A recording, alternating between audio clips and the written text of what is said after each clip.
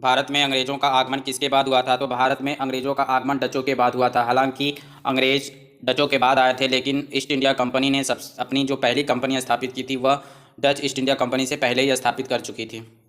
East India company Bharat में आने से पहले इंग्लैंड में कब अध्यक्षता की थी? तो सितंबर 1599 ईस्वी में अध्यक्षता की थी। कब की थी? 1700 सितंबर 1599 ईस्वी में कुछ व्यापारियों ने किसकी अध्यक्षता में? तो लॉर्ड मेयर की अध्यक्षता में एक सभा का आयोजन किया था। और इस सभा में क्या निर्णय लिया गया था? तो इस सभा में निर्णय लिया गया था कि पूर्वी द्वीप समूह के साथ क्या करना है? व्यापार करना है। और इस व्यापारियों ने पूर्व के देशों के साथ व्यापार करने के आशय से एक कंपनी का गठन किया। उस कंपनी का गठन कब किया गया था? तो 1599 ईस्वी में किया गया था। कब? सितंबर में। और इस कंपनी का नाम क्या रखा गया था? तो Governor and Company of Merchants, Governor and Company of Merchants of London Trading and to the East Indies रखा गया था इस कंपनी का नाम। और इस कंपनी को एक अधिकार प्राप्त करने के लिए आज्ञा पत्र किसने दिया था? तो महारानी एलिजाबेथ प्रथम ने दिया था। कब दिया था? 31 दिसंबर 1600 ईस्वी को दिया था। कब दिया था? 31 दिसंबर 1600 ईस्वी को दिया था। और कंपनी कब बनी थी? तो सितंबर 1599 ईस्वी में बनी थी। और 31 दिसंबर 1600 ईस्वी को इसमें एक आज्ञा पत्र दिया गया था। तो कितने वर्षों के लिए? तो 15 वर्षों के लिए पूर्वी देश के साथ व्यापार करने का एक अधिकार प्रदान किया गया था। कंपनी के प्रबंधन के लिए एक समिति की व्यवस्था की गई थी। यानी कंपनी के प्रबंधन के लिए किसकी व्यवस्था की गई थी? तो एक समिति की व्यवस्था की गई थी। इस समिति में कितने सदस्य थे? तो इस समिति में कुल 26 सदस्य थे, जिनमें से एक निदेशक होता था, एक उपनिदेशक और 24 सदस्य होते थे। तो कितने सदस्य होते थे? तो इस समिति में 26 सदस्य थे, जिसमें से एक सदस्य, एक निदेशक, एक उपनिदेशक और 24 सदस्य होते थे। इन सदस्यों का चुनाव किसके द्वारा होता था? तो इन सदस्यों का चुनाव कंपनी में शामिल सौदागरों की आम सभा द्वारा चुना जाता था। यानी कि कंपनी में जो समिति होती थी, इसके सदस्यों का चुनाव किसके द्वारा होता था? तो कंपनी में शामिल सौदागरों की आम सभा के द्वारा चुना जाता था। इस समिति को बाद में क्या नाम दिया गया था? तो इस समिति को बाद में कोर्ट ऑफ डायरेक्टर्स या निदेशक मंडल के नाम से जाना जाने लगा था। कंपनी सितंबर 1599 में गठन हुआ, उसको आज्ञा पत्र मिलता है 31 दिसंबर 1600 ईस्वी को महारानी एलिजाबेथ के द्वारा। कंपनी के बनाने के समय अध्यक्षता किसने की थी? तो लॉर्ड मेयर की अध्यक्षता में कंपनी का गठन किया गया था। ठीक, अब बात करते हैं 1609 ईस्वी का चार्टर, यानी कि कंपनी के लिए 1609 ईस्वी का चार्टर क्या बना था? यानी कि महारानी एलिजाबेथ की मृत्यु कब हुई थी? तो महारानी एलिजाबेथ प्रथम की मृत्यु हुई थी 1603 ईस्वी में। महारानी एलिजाबेथ की मृत्यु कब हो जाती है? तो 1603 ईस्वी में महारानी एलिजाबेथ की मृत्यु हो जाती है। महारानी एलिजाबेथ के बाद कौन उत्तराधिकारी होता है? तो जेम्स प्रथम उत्तराधिकारी होता है। कौन उत्तराधिकारी बनता है? जेम्स प्रथम। कंपनी ने नवीन चार्टर व्यापारिक चार्टर कब प्राप्त किया था? तो कंपनी में नवीन व्यापारिक चार्टर 1609 ईस्वी में प्राप्त किया था। किससे प्राप्त किया था? तो जेम्स प्रथम से प्राप्त किया था। 1609 ईस्वी में जो व्यापारिक चार्टर मिला था, उसकी तरह क्या हुआ था? उसकी तरह क्या हुआ कि कंपनी के विशेषाधिकारों को शाश्वत बना दिया गया। यानी कंपनी के विशेषाधिकारों को शाश्वत कब बनाया गया था? तो 1609 के चार्टर से बनाया गया था।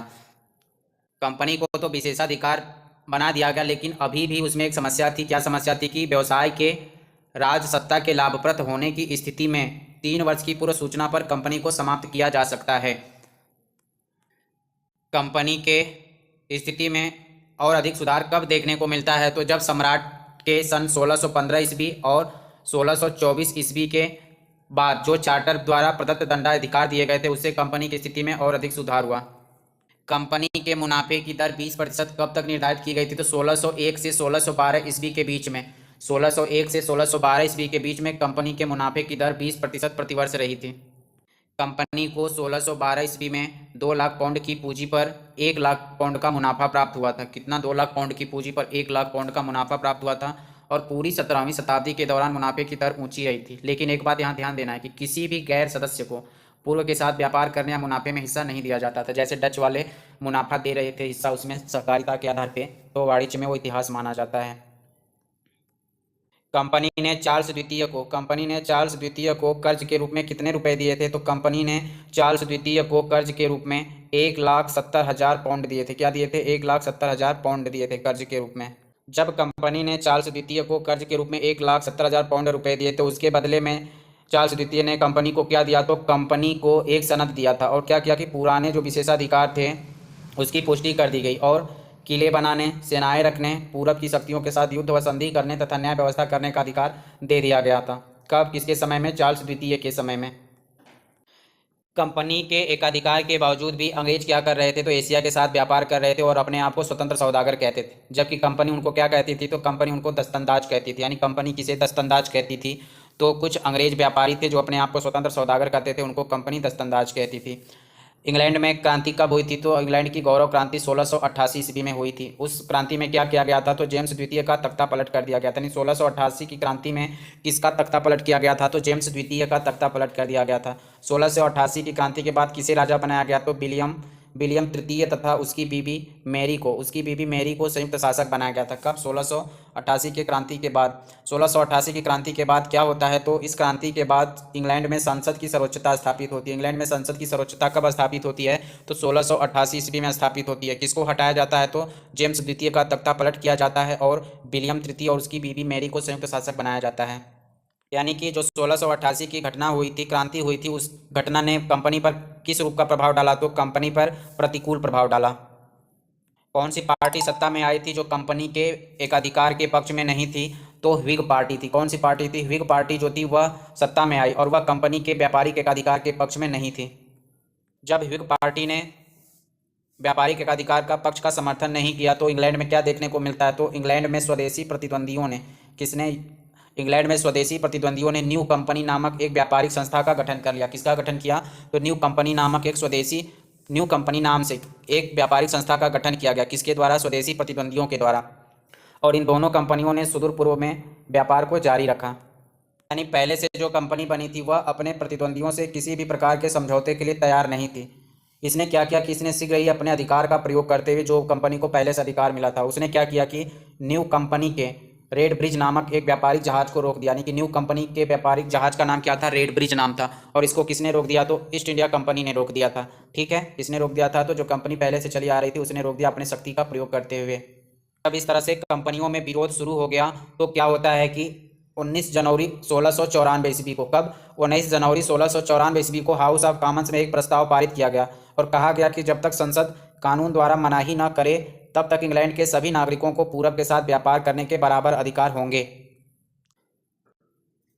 और इसके बावजूद दोनों कंपनियां व्यापार विशेषाधिकार प्राप्त करने के लिए एक दूसरे से प्रयत्नशील थीं। इंग्लैंड की सरकार द्वारा वित्तीय संकट से उबरने के लिए व्यापार विशेषाधिकार नीलामी कब लगा दिया गया था, तो व्यापार विशेषाधिकार को नीलामी पे 1698 ईस्वी में लगा दिया गया। कब लगा दिया गया, 1698 ईस्वी में। और इस नीलामी को जीतने में सफल कौन रहा, तो इस नीलामी को जीतने में न्यू कंपनी सफल रही। न्यू कंपनी ने कितने रुपए देकर व्यापारिक एकाधिकार प्राप्त कर लिया, तो न्यू कंपनी ने 20 लाख रुपए 20 लाख पाउंड का ऋण देकर व्यापारिक एकाधिकार को प्राप्त कर लिया था। न्यू कंपनी को किसका संरक्षण प्राप्त था, तो न्यू कंपनी को राजनीतिक संरक्षण प्राप्त था, किंतु वह व्यापार व व्यवसाय के क्षेत्र में पुरानी कंपनियों से असाधारण थी या अकुशल थी, अनुभवहीन थी। फलतः न्यू कंपनी को असाधारण हानि हुई। न्यू कंपनी के समक्ष क्या कठिनाई थी, तो न्यू कंपनी के समक्ष यह कठिनाई थी कि एकमात्र विकल्प उसके पास था कि पुरानी कंपनी से समझौता करे। यानी कि पुरानी कंपनी और नई कंपनी दोनों के बीच समझौता किसने करवाया था, तो दोनों के बीच समझौता लॉर्ड गोडोल्फिन ने करवाया था। किसने करवाया था, तो लॉर्ड गोडोल्फिन ने करवाया था दोनों कंपनियों के बीच समझौता। 1694 ईस्वी में जो हाउस ऑफ कॉमन्स में प्रस्ताव रखा गया था उसके अंतर्गत क्या रिजल्ट आया था, तो 1694 ईस्वी के अंतर्गत हाउस ऑफ कॉमन्स में जो प्रस्ताव रखा गया था उसका रिजल्ट 1698 ईस्वी में आया था। 1698 ईस्वी में यह प्रस्ताव आया कि 2 अन्य नई कंपनियां कायम की गई। कब, 1698 ईस्वी में। इसमें से एक कंपनी कौन थी, तो एक कंपनी का नाम जनरल सोसाइटी था और दूसरी कंपनी का नाम था English company trading in the east के नाम से जानी गई। यानी कि 1698 ईस्वी में 2 कंपनियां अस्तित्व में आई थी। किसके तहत, तो 1694 ईस्वी में हाउस ऑफ कॉमन्स में जो प्रस्ताव कब लगाया गया था, 19 जनवरी 1694 ईस्वी को, उसी के तहत आई थी। इन दोनों कंपनियों ने भी पुरानी कंपनी से विलय का प्रस्ताव कब कर लिया था, तो ये दोनों कंपनियां जो थी कौन कौन सी, जनरल सोसाइटी और English company trading in the east. ये कब गठन हुआ था, तो इनका गठन हुआ था 1698 ईस्वी में। ये दोनों कंपनियां पुरानी कंपनी में कब विलय हो गई, तो 1702 ईस्वी में इनका विलय हो गया। अंततः इन दोनों कंपनियों का मूल कंपनी में विलय कब कर लिया गया, तो 1708 ईस्वी में। यानी 1702 ईस्वी में इन्होंने विलय का प्रस्ताव किया था। विलय का प्रस्ताव कब किया गया था, तो 1702 ईस्वी में विलय का प्रस्ताव किया था और मूल कंपनी में पूर्ण रूप से विलय हो गई थी 1708 ईस्वी में। न्यू कंपनी कब बनी थी, तो न्यू कंपनी 1688 ईस्वी में बनी थी और जनरल सोसाइटी कंपनी 1698 में बनी थी। English company trading in the east कब बनी थी, तो 1698 में बनी थी। ठीक है। और इन कंपनियों सभी कंपनियों का विलय कब हो गया था? तो 1708 ईस्वी में इन सभी कंपनियों को मूल कंपनी से संयुक्त हो गई और इसको क्या नाम दिया गया? तो 1708 में जन्म होता है the United Company of Merchants of London Trading to the East Indies का कंपनी का जन्म होता है। कंपनी का यह नाम कब तक कायम रहा? तो 1833 ईस्वी तक कंपनी का नाम क्या था? The United Company of Merchants of London Trading to the East Indies. 1708 ईस्वी में इसका नाम दिया गया था। ठीक। और यह नाम कब तक था? तो 1833 में। 1833 के चार्टर अधिनियम में इस कंपनी का संक्षिप्त नाम कब दिया गया था? तो 1833 के चार्टर अधिनियम में इस कंपनी का नाम ईस्ट इंडिया कंपनी कर दिया गया।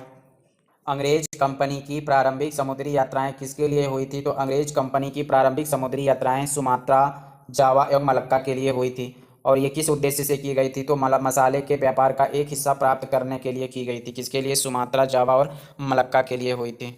अंग्रेज कंपनी की जहाज इंडोनेशिया के मसाला द्वीप कब पहुंची थी? तो 1601 ईस्वी में पहुंची थी। अंग्रेज कंपनी के द्वारा भारत में व्यापारिक कोठियां कायम करने का पहला प्रयास कब किया गया था? तो पहला प्रयास 1608 ईस्वी में किया गया था। भारत का पहला जहाज सूरत के बंदरगाह पर आकर कब रुका था? तो अंग्रेजों का पहला जहाज भारत में सूरत के बंदरगाह पे 1608 ईस्वी में रुका था। कब रुका था? 1608 ईस्वी में रुका था। जो पहला जहाज आया था भारत में उसका नाम क्या था? तो हेक्टर नाम था। इस हेक्टर नामक जहाज का नेतृत्व कौन कर रहा था? तो कैप्टन हॉकिंस कर रहा था। पहला अंग्रेज कौन था जिसने समुद्र के रास्ते भारत की भूमि पर कदम रखा था? तो पहला अंग्रेज हॉकिंस था जिसने समुद्र के रास्ते भारत की भूमि पर कदम रखा था। हॉकिंस कौन सी भाषा बोलता है? तो हॉकिंस तुर्की भाषा बोल सकता था।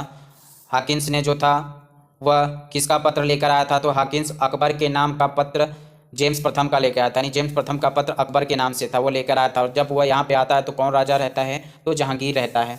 जब हॉकिंस जहांगीर के दरबार में पहुँचता है तो किस भाषा में बात करता है दरबार में? तो फारसी भाषा में बात करता है।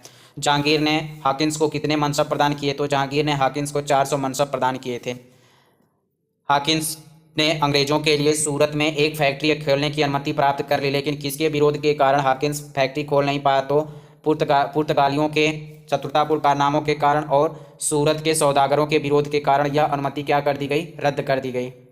पुर्तगालियों के जहाजी बेड़ों को परास्त अंग्रेजों ने पुर्तगालियों के जहाजी बेड़ों को कहाँ पर परास्त किया था?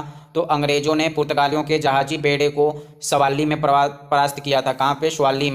स्वाली में परास्त किया था। कब? 1611 ईस्वी में। इस समय अंग्रेजी जहाज का कैप्टन कौन था? तो अंग्रेजी जहाज का कैप्टन मिडल्टन था। स्वाली कहाँ पे है? तो स्वाली सूरत में है। सूरत कहाँ पे है? गुजरात में। स्वाली से युद्ध जीतने के बाद अंग्रेजों को क्या फ़ायदा हुआ? तो स्वाली से युद्ध जीतने के बाद अंग्रेजों को फ़ायदा यह हुआ कि जहांगीर इनसे प्रभावित हो गया। और जहांगीर प्रभावित होने के बाद क्या किया? तो 1613 ईस्वी में अंग्रेजों को सूरत में अस्थायी कारखाना स्थापित करने की अनुमति दे दी। सूरत में व्यापारिक कंपनी स्थापित करने से पहले अंग्रेजों ने कहाँ पर अपनी एक व्यापारिक कोठी कायम कर ली थी? तो 1611 में मछलीपट्टनम में एक व्यापारिक कोठी स्थापित कर ली थी। मछलीपट्टनम किस लिए प्रसिद्ध था? तो मछलीपट्टनम जो था वह गोलकुंडा राज्य का मुख्य बंदरगाह था। यानी मछलीपट्टनम का जो बंदरगाह था, जो गोलकुंडा का मुख्य बंदरगाह था, यहाँ पे क्या प्राप्त होता था? तो यहाँ से स्थानीय रूप में बुने हुए फुटकर बेचने के कपड़ों को खरीदकर वे फारस एवं बंटम भेजते थे। जब अंग्रेजों ने मुस्लिमपट्टनम पे अपनी व्यापारिक कोठी स्थापित की तो यहाँ पे विरोध किसने किया था? तो यहाँ पर डचों का विरोध किया था और स्थानीय अधिकारी भी बार बार रुपयों की मांग करने लगे। जब इन बातों से तंग आकर अंग्रेजों ने क्या किया? तो इन बातों से तंग आकर अंग्रेजों ने अरमा गांव में, कहाँ पे? अरमा गांव में दूसरी कोठी खोली। यानी अंग्रेजों की दूसरी कोठी कहाँ खोली गई थी? तो अरमा गांव में खोली गई थी। कब? 1626 ईस्वी में। अंग्रेजों को दूसरी कोठी खोलने की ज़रूरत क्यों पड़ी थी? क्योंकि वहाँ पे डचों द्वारा विरोध किया जाता था और स्थानीय अधिकारियों द्वारा बार बार पैसा मांगा जाता था। अरमा गांव कहाँ पे था? तो अरमा गांव जो था वह पुलिकट की डच बस्ती के कुछ मील उत्तर में था। अरमा गांव में भी डचों द्वारा परेशान किए जाने पर इन्होंने फिर अपना ध्यान किधर लगाया? तो अंग्रेजों ने फिर अपना ध्यान मछलीपट्टनम की ओर लगाया। यानी कि गोलकुंडा में जो मछलीपट्टनम का मुख्य बंदरगाह था, मछलीपट्टनम गोलकुंडा का मुख्य बंदरगाह था, वहाँ पे अंग्रेजों को व्यापार करने का स्वतंत्र रूप से अधिकार कब मिला था? तो 1632 ईस्वी में मिला था। यह सुनहला फरमान किसके द्वारा दिया गया था? तो यह सुनहला फरमान गोलकुंडा के सुल्तान के द्वारा दिया गया था। किस आधार पे? तो इनको 500 पैगोडा क्या सालाना कर देना होगा। क्या करना होगा? 500 सालाना पैगोडा, 500 पैगोडा सालाना कर देना होगा। उसके आधार पर इनको गोलकुंडा के बंदरगाहों पर स्वतंत्र व्यापार करने की आज्ञा मिल गई। और यह शर्तें सन 1634 ईस्वी के एक दूसरे फरमान में दोहरा दी गई। इतना होने के बाद भी जो स्थानीय अधिकारी थे वह अंग्रेजों को परेशान करते थे। तो फिर एक घटना कौन सी घटती है? मद्रास को पट्टे पर कब लिया गया था? तो मद्रास को पट्टे पर 1639 ईस्वी में लिया गया था। मद्रास को पट्टे पर कब लिया गया? 1639 ईस्वी में मद्रास को पट्टे पर लिया गया। किसके द्वारा लिया गया था? तो फ्रांसिस डे के द्वारा लिया गया था। और फ्रांसिस डे ने मद्रास को पट्टे पर कब लिया था? किससे लिया था? तो चंद्रगिरी के राजा से लिया था। और वहाँ पे एक किलाबंद कोठी बनाई गई। इस किलाबंद कोठी को क्या नाम दिया गया? तो फोर्ट सेंट जॉर्ज नाम दिया गया था। फोर्ट सेंट जॉर्ज शीघ्र ही किस रूप में बदल गया? तो फोर्ट सेंट जॉर्ज जो था शीघ्र ही कोरोमंडल समुद्र तट पर अंग्रेजी बस्तियों के मुख्यालय के रूप में मछलीपट्टनम से आगे निकल गया। ये फ्रांसिस डे कौन था? तो फ्रांसिस डे जो था अंग्रेज का प्रशासक था ये, ठीक है। और ये कांगडो के साथ मिलकर मद्रास की एंड्रू कोगन के साथ मिलकर मद्रास का संस्थापक माना जाता है। किसको? फ्रांसिस डे को। सर टॉमस रो जहांगीर के दरबार में कब आया था? तो 1615 ईस्वी में सर टॉमस रो जहांगीर के दरबार में आया और अंग्रेजी व्यापार के लिए कुछ सुविधाएं प्राप्त की। 1623 ईस्वी तक अंग्रेजों ने कहाँ कहाँ पर फैक्ट्रियाँ स्थापित कर ली थी? तो 1623 ईस्वी तक अंग्रेजों ने सूरत, बड़ौच, अहमदाबाद, आगरा और मछलीपट्टनम में अपनी फैक्ट्रियाँ स्थापित कर ली थी। मैड्रिड की संधि कब हुई थी? तो मैड्रिड की संधि 1630 ईस्वी में हुई थी। यानी मैड्रिड की संधि कब हुई थी? 1630 ईस्वी में। किसके किसके बीच हुई थी? तो पुर्तगालियों और अंग्रेजों के बीच हुई थी। यह संधि का उद्देश्य क्या था? तो इस संधि का उद्देश्य था कि पूर्वी व्यापार में जो अंग्रेज और पुर्तगालियों के बीच संघर्ष चल रहा है उसका अंत कर दिया जाए। सूरत कोठी के अंग्रेज अध्यक्ष और गोवा के पुर्तगाली वायसराय ने मिलकर एक समझौता कब किया था? तो 1634 ईस्वी में एक समझौता किया था। इस समझौते का उद्देश्य क्या था? तो 1634 में अंग्रेजों और पुर्तगालियों के बीच एक समझौता हुआ। इस समझौते का उद्देश्य था कि भारतीय व्यापार में अंग्रेज एवं पुर्तगालियों के व्यापारिक सहयोग को सुरक्षा प्राप्त हुई। सूरत गोवा समझौता की पुष्टि के लिए एक संधि हस्ताक्षर कब की गई थी? तो सूरत गोवा समझौते के लिए एक संधि पर हस्ताक्षर 1642 ईस्वी में की गई थी। सूरत गोवा का समझौता हस्ताक्षर किसने किसने किया था? तो पुर्तगाल का शासक जॉन चतुर्थ था और इंग्लैंड का राजा चार्ल्स प्रथम था, जिसने सूरत गोवा समझौता कब किया था? 1642 ईस्वी में। इस समझौता किस लिए किया गया था? तो दोनों के बीच स्वतंत्र व्यापार की स्थापना के लिए यह समझौता किया गया था। इंग्लैंड के राजा चार्ल्स द्वितीय का विवाह पुर्तगाली राजकुमारी कैथरीन के साथ कब हुआ था? तो इंग्लैंड का राजा चार्ल्स द्वितीय का विवाह पुर्तगाली राजकुमारी कैथरीन के साथ 1661 ईस्वी में हुआ था। पुर्तगालियों ने चार्ल्स द्वितीय को दहेज के रूप में किसको दिया? तो पुर्तगालियों ने चार्ल्स द्वितीय को दहेज के रूप में बम्बई को दिया। यानी बम्बई अंग्रेजों को कब मिली थी? तो 1661 ईस्वी में मिली थी। चार्ल्स द्वितीय ने ईस्ट इंडिया कंपनी को बम्बई का द्वीप कब दिया था? तो 1668 ईस्वी में। कब दिया था? 1668 ईस्वी में चार्ल्स द्वितीय ने बम्बई का द्वीप ईस्ट इंडिया कंपनी को दे दिया था। उसके लिए कितना किराया लिया था? तो 10 पाउंड वार्षिक किराया लिया था। सूरत की जगह बम्बई अंग्रेजों की मुख्य व्यापारिक बस्ती कब बन गई? तो 1687 ईस्वी में। 1687 ईस्वी में सूरत की जगह बम्बई जो थी वो अंग्रेजों की मुख्य व्यापारिक बस्ती बन गई। अंग्रेजों ने 1630 ईस्वी के बाद, नहीं, क्वेश्चन बनेगा कि अंग्रेजों ने उत्तर पूर्व में अपने प्रभाव में वृद्धि कब की? तो उत्तर पूर्व में अपने प्रभाव में वृद्धि 1630 ईस्वी के बाद की थी।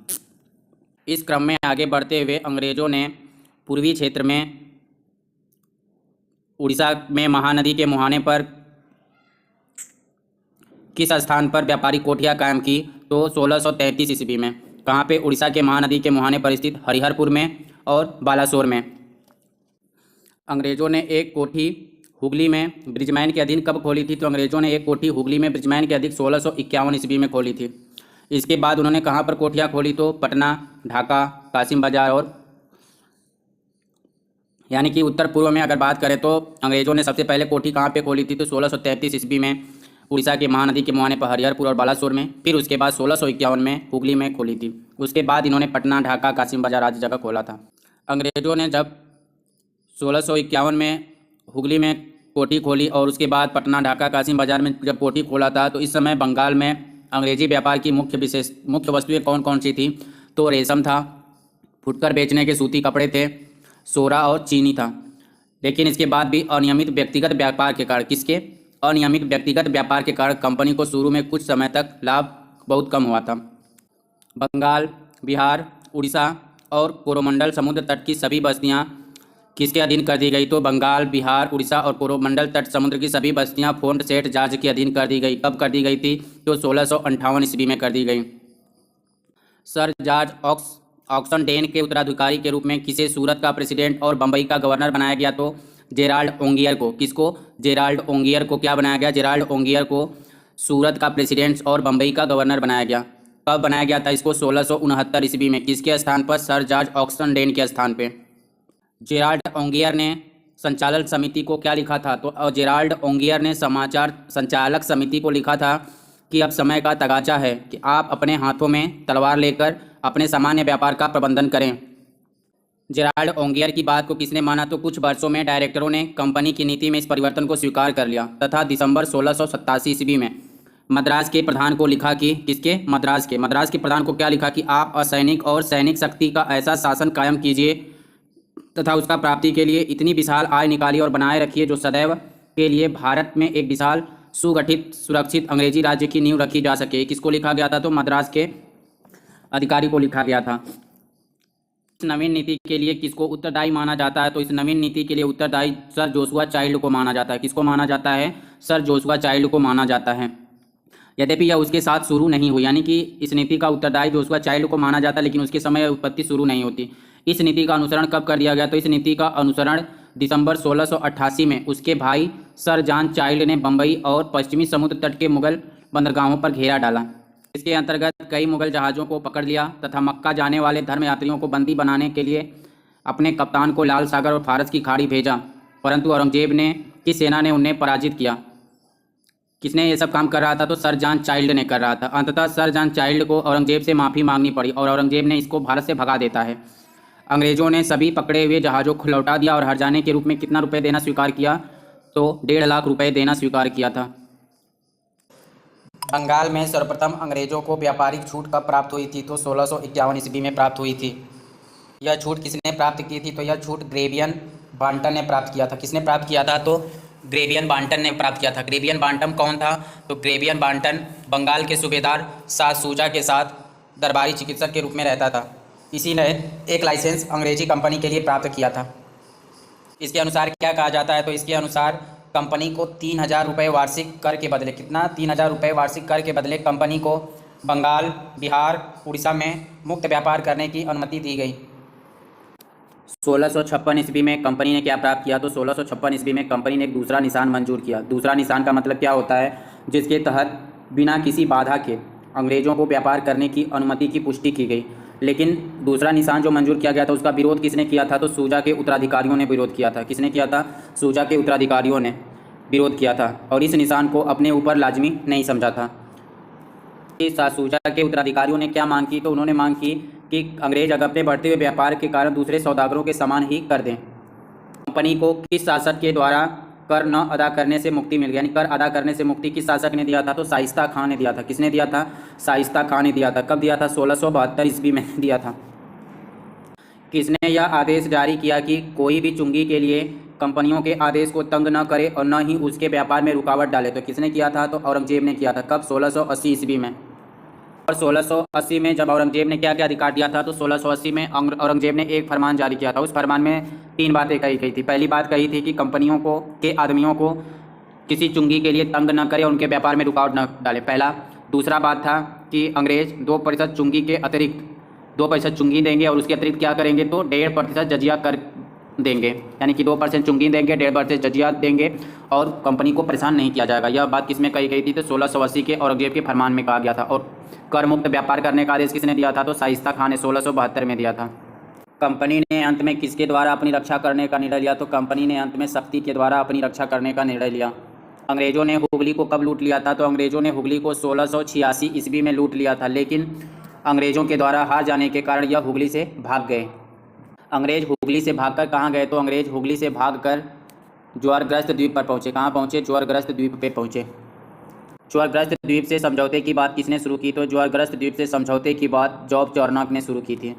यानी कि ज्वारग्रस्त द्वीप से अंग्रेज़ों को लौट आने की आज्ञा कब मिली? तो 1687 ईस्वी में। कब मिली थी? 1687 ईस्वी में शरद ऋतु में। कब? 1687 के शरद ऋतु में सूतानाती लौट आने की आज्ञा मिल गई।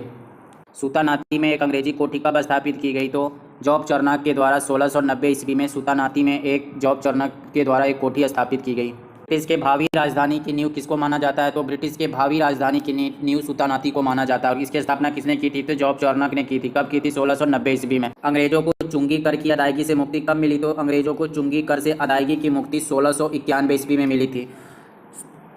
अंग्रेजों को चुंगी कर से अदायगी की मुक्ति किसने दिया था? तो बंगाल के सूबेदार शाइस्ता खां के उत्तराधिकारी इब्राहिम खां ने दिया था। किसने दिया था? शाइस्ता खां का उत्तराधिकारी इब्राहिम खां ने दिया था। कितने रुपए वार्षिक पेंशन के आधार पे? तो 3000 रुपये वार्षिक पेंशन के आधार पे। अंग्रेजों को अपनी एक नई कोठी के किलेबंदी की अनुमति कब मिली? तो अंग्रेजों को अपने एक नई कोठी के किलेबंदी की अनुमति 1696 ईस्वी में मिली थी। किसके कारण मिली थी? तो बर्धमान जिला का एक जमींदार था। बर्धमान जिला का जमींदार कौन था? तो शोभा सिंह था। कौन था? शोभा सिंह। उसके विद्रोह के कारण अंग्रेजों को 1696 ईस्वी में एक नई कोठी के किलेबंदी करने की अनुमति मिल गई। अंग्रेजों को 3 गांवों की जमींदारी किसने प्रदान की? तो अंग्रेजों को 3 गांवों की जमींदारी अजीम उस शान ने। कौन था? बंगाल का सूबेदार अजीम उस शान था। इसने कब दिया था? 1698 ईस्वी में। यानी कि अंग्रेजों को 3 गांवों की जमींदारी कब मिली? तो 1698 ईस्वी मिली थी। किसने दिया था? तो बंगाल का सूबेदार अजीम उस शान ने दिया था। और ये 3 गाँव कौन कौन से थे? तो सुल्तानाती था, कालीकटा था और गोविंदपुर था। इन गाँवों से जमींदारी जो प्रदान की गई थी, तो इसके बदले गांव के मालिकों को क्या देना था? तो 1200 रुपये देने थे। इनको कितने रुपए देने थे? तो 1200 रुपये देने पड़े। गांव के मालिक को कितने रुपए देने पड़े? तो 1200 रुपये देने पड़े। किसके सम्मान में किलाबंद व्यावसायिक प्रतिष्ठान का नाम फोर्ट विलियम रखा गया? तो इंग्लैंड के सम्राट के सम्मान में फोर्ट विलियम रखा गया। फोर्ट विलियम का पहला प्रेसिडेंट कौन था? तो फोर्ट विलियम का पहला प्रेसिडेंट सर चार्ल्स आयर था। कौन था? सर चार्ल्स आयर था। फोर्ट विलियम को पहला प्रेसिडेंसी नगर कब घोषित किया गया था? तो फोर्ट विलियम को पहला प्रेसिडेंसी नगर 1700 ईस्वी में घोषित किया गया था। कब? 1700 ईस्वी में घोषित किया गया था। फोर्ट विलियम नगर जो था, यह भारत की ब्रिटिश राजधानी कब से कब तक रहा? तो 1774 से लेके 1911 ईस्वी तक यह ब्रिटिश भारत की राजधानी रहा था। कब से? 1774 से लेके 1911 तक। नारिस मिशन कब हुआ था? नारिस मिशन 1698 ईस्वी में हुआ था। नारिस मिशन क्या कहलाता है? तो नारिस मिशन वह था जो 1698 में किसने? इंग्लैंड का राजा कौन था? विलियम तृतीय। इंग्लैंड का राजा विलियम तृतीय ने एक अन्य कंपनी कायम की थी। इसका नाम था English company trading in the east. English company trading in the east company की स्थापना किसने की थी? तो इंग्लैंड का राजा विलियम तृतीय था। 1698 ईस्वी में इसकी स्थापना की थी। और इसमें कंपनी के अपने व्यापार की सुविधा प्राप्त करने के उद्देश्य से विलियम नारिस को, किसको? सर विलियम नारिस को औरंगजेब के दरबार में राजदूत के रूप में भेजा था। तो इसी को नारिस मिशन कहा जाता है। क्या विलियम नारिस को औरंगजेब के दरबार में कोई फल मिला? नहीं, कोई फल नहीं मिला। और इसके क्या हुआ कि ब्रिटिश मंत्रिमंडल के दबाव में दोनों कंपनियां 1702 ईस्वी में संयुक्त होने का निश्चय किया और 1708 ईस्वी में ये सब क्या हो जाती हैं? एक हो जाती हैं गोडोलोफिन के सहयोग से। जॉन सरमन मिशन कब हुआ था? जॉन सरमन मिशन 1715 ईस्वी में हुआ था। जॉन सरमन मिशन किससे संबंधित था? जॉन सरमन मिशन किससे संबंधित है? तो कंपनी ने 1715 ईस्वी में जॉन सरमन की अध्यक्षता में, किसकी? जॉन सरमन की अध्यक्षता में कलकत्ता से एक दूत मंडल मुगल के दरबार में भेजा था। इसी को जॉन सरमन मिशन कहा जाता है। कब? 1715 ईस्वी में। जॉन सरमन मिशन का उद्देश्य क्या था? तो जॉन सरमन मिशन का उद्देश्य था कि कंपनी को औरंगजेब के समय से जो प्राप्त विशेषाधिकार थे उसके अतिरिक्त बंगाल में सिक्का निकालने तथा कलकत्ता के नज़दीक 38 गांव को खरीदने की आज्ञा प्राप्त करने की योजना से जॉन सरमन मिशन भेजा गया था। जॉन सरमन मिशन क्यों भेजा गया था? तो कलकत्ता के नज़दीक जो 38 गांव है उसको खरीदने के लिए और दूसरा बंगाल में सिक्का निकालने के लिए आज्ञा लेने के लिए भेजा गया था। इस दूत मंडल में कौन लोग थे? तो इस दूत मंडल में एक था एडवर्ड स्टीफेंस विलियम था, और ये एडवर्ड स्टीफेंस विलियम था और ख्वाजा सेहीद था। क्या था? ख्वाजा सेहूद था। एडवर्ड स्टीफेंस विलियम क्या था? तो यह एक सर्जन था। क्या था? एक सर्जन था। और ख्वाजा सेहीद जो था वह एक अर्मीनियन दुभाषिया था। एडवर्ड हिल्टन ने किसकी दर्दनाक बीमारी छुड़ाने में सहायता की थी? तो फर्रुखसियर की। एडवर्ड स्टीफेंस विलियम हैमिल्टन ने फर्रुखसियर की एक दर्दनाक बीमारी छुड़ाने में सहायता की थी। इससे फर्रुखसियर अंग्रेजों से खुश हो गया था और खुश होकर एक शाही फरमान कब जारी किया था? तो 1717 ईस्वी में एक शाही फरमान जारी किया था, जिसके तहत कंपनी को कौन कौन से विशेषाधिकार प्राप्त हुए? तो पहला विशेषाधिकार था 3000 रुपये वार्षिक कर के बदले में कंपनी को बंगाल में मुक्त व्यापार करने की छूट मिल गई। दूसरा, 10,000 रुपये वार्षिक कर देने के बदले में कंपनी को सूरत में सभी करों से मुक्ति मिल गई। यानी कि कंपनी को सूरत में सभी करों से मुक्ति मिली। कितने रुपए देने थे उसके लिए? तो 10,000 रुपये वार्षिक देने थे।